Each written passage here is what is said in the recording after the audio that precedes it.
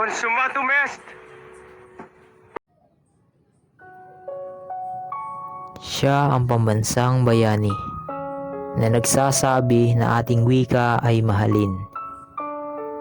Siya ay ipinanganak sa Calamba, Laguna at nagtapos din siya ng kursong medisina.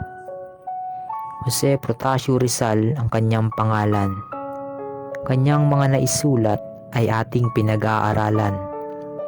Nakilala ang kanyang mga nilikhang tula at nobela na naglalarawan sa panahon ng Kastila. Ikaw ang dahilan kung bakit namin nakamtan ng kalayaan. Subalit ang aming paglaya ay hindi mo nasilayan. Isa ka sa pinakamahusay na bayani. Kami ay iyong niligtas sa mga banyagang mapang-api. Ikaw ang dahilan ng aming kalayaan. Ikaw ang nagmulat sa amin sa katotohanan. At ikaw ang nagudyok sa mga Pilipino para lumaban. Naging taglay mo ang katangian ng pagiging magiting. Karapat-dapat kang bayaning maituring.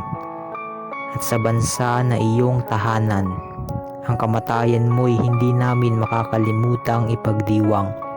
Ako'y Pilipino at ako'y hindi mahihiya, sapagkat ikaw, Jose Rizal, ang pinakadakila.